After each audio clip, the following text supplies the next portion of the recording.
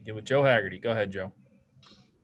Hey, Butchie, just curious that early session group, is that kind of what you envision for opening night? And, just what over the course of the week here at camp, has that changed much from what you kind of anticipated going into training camp, what it was going to be? We did, Hags, want to get down to more of what our group would look like, work with, 4 lines or 8D, and we sprinkled a couple extra forwards in because that's typically what our roster looks like. So yes, but I think Vakanainen should be in that conversation the way he's played, but I didn't want to practice with 9D. So he was the odd man out. Other guys have a little more seniority, but certainly the forward group, I don't think there's anybody left off. McKegg is a bit of an unknown to us, Hags, because with no exhibition games, that really hurts guys like that have come from another organization. They're competing for a spot. Smith has done that, but obviously he's a proven commodity in this league, and we've slotted him in where we feel he fits. But so a couple guys get hurt a little bit by no exhibition games. So that was the purpose behind it. Tomorrow we're going to meet here and obviously discuss some things, and it's getting close to the roster, sort of finality. But we're thinking of scrimmaging tomorrow. So again, we'd get a kind of a last look at some of those guys that maybe weren't in that first group. Thank you, Joe. We'll go next to Steve Conroy. Hey, Bruce. Normally, in a normal year, you with some of your top young prospects like Frederick or a Vakanainen, if they're not going to be in the lineup, you'd want them in Providence. But now you've got this taxi squad here. What is your philosophy going forward with this taxi squad, and will you keep those young guys in that? Well, there's probably about 3 different kind of prongs, I guess, to answer that question. The first one is salary cap considerations, which, goes upstairs. So, Donnie will discuss that. If there's a way to help yourself there, and by moving a guy to the taxi squad and not on your roster, or vice versa, whatever the case may be, right? So that's number one. I guess not number one. Number one is, you get to who's your lineup? What does it look like? Who deserves to play? And then you go from there. Consider the salary cap. Consider having the guys nearby, because Providence isn't starting till early February. So you got a lapse here of 3 to 4 weeks. So will that affect who we put on the taxi squad? Because then they stay active with us. And once you go to Providence, a consideration also down the road is if they're down there playing and it's a young guy. For example, if you said you used Frederick, so if he's not playing in our lineup, of course he's better served playing in Providence, playing regular, growing his game. But if he's your first call up, and then he has to go from Rhode Island to Massachusetts and there's quarantine issues, then how does that play out? So there's a little bit more than meets the eye when it comes to those decisions.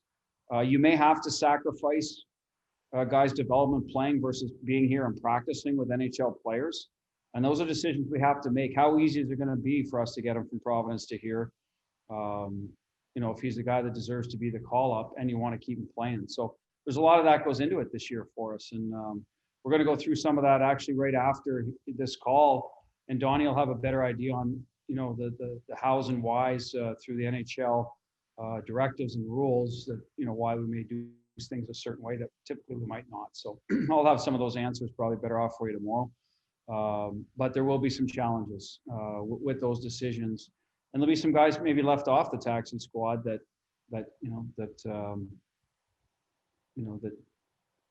they feel they probably should be honored as well. So there'll be some decisions there, and sort of dealing with each of the personalities to make sure they understand our decision.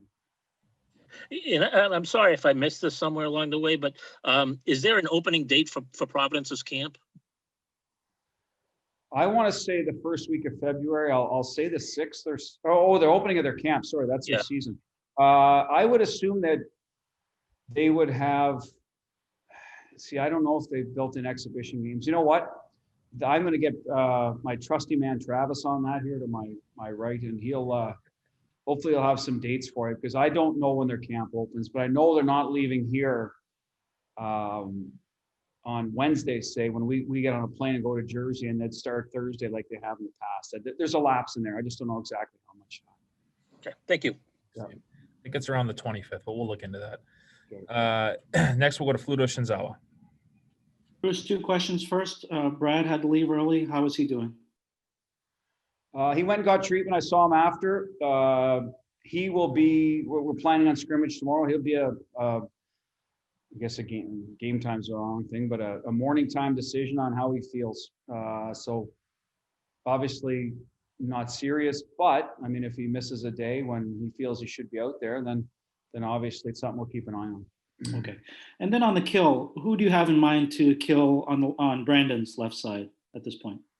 Well, right now we've got three righties that we've certainly Brandon and Kevin Miller healthy will be the top right guys over the boards. That'll conserve a little bit of Charlie's wear and tear. And then on the left side, Lozon definitely needs to kill if he's going to be the lineup every night. And then from there, if it's Zaboral and Grizz, Zaboral hasn't done a lot of penalty killing for us. Grizz is kind of that guy that killed if Z was the guy taking the penalty, for example, over the years. So Grizz can certainly do it. Not going to be similar to a long type of penalty killer in terms of having a long stick and eating pucks. So that's a situation where Joe will have to kind of manage the kill, and maybe the structure changes a little bit if that happens a lot with Grizz, going over the boards. And I think the other guys like to be aggressive, so I don't think it'd be a huge change for Fluto to be just a little more aggressive. It just means the forwards have to be in sync with the D.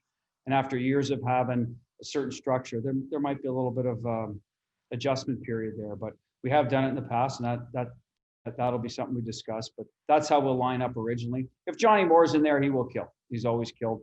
He's a good penalty killer on the left side, so that's one of the assets Johnny brings. Thank you, Fluto. We'll go next to Kevin Dupont. Just some goalie stuff, if you could. This sort of outgrowth of what Steve was asking in terms of numbers. You will carry 3 goaltenders. Is that the mandate? Am I wrong about that?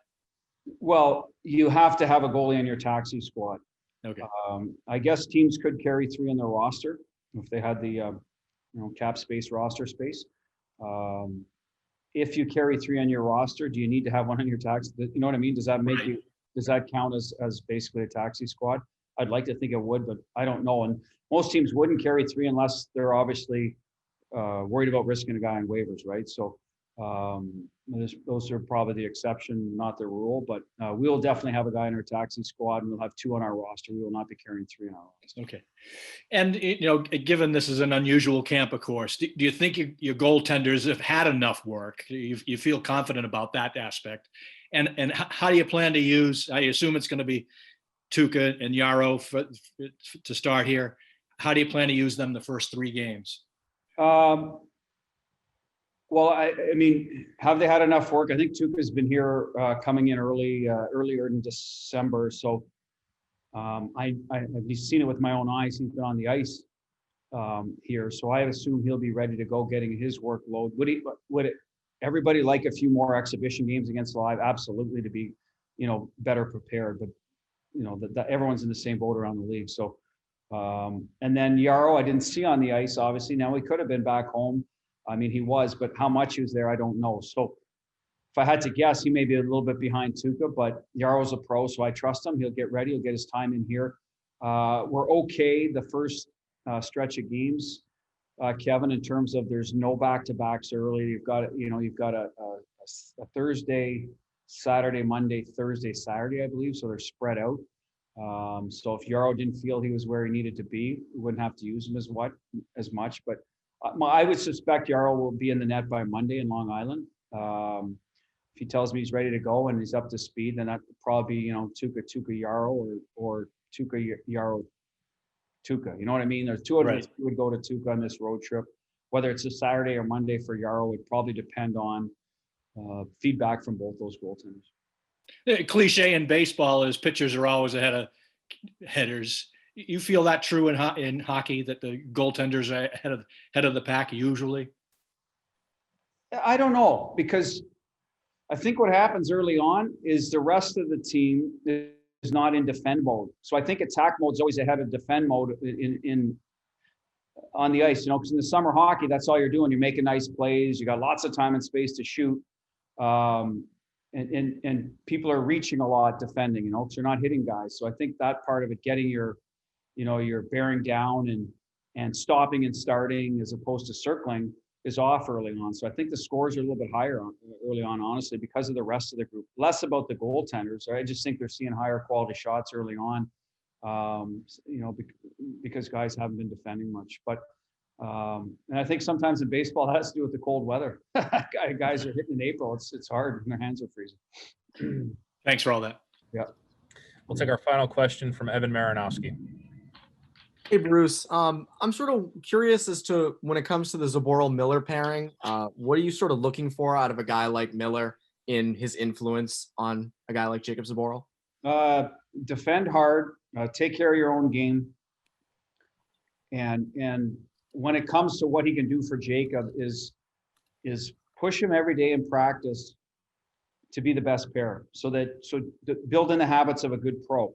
Jacob's been up and down a little bit, but he hasn't been here full time. So I think that's something we ask of all our experienced guys. He did it with Grizz. I said it before. Z did it with Carlo and McAvoy. Torrey did it a little bit with Carlo. So that's the ask for him with his partner. But other than that, we want him to be the consistent sort of defensive presence until Jacob sort of finds his way through the league, what he can do, what he can't do. And that's the ask of Kevin in that pair. With Jacob, we want him to play to his strength, move the puck, make a good first pass. He's really good at that.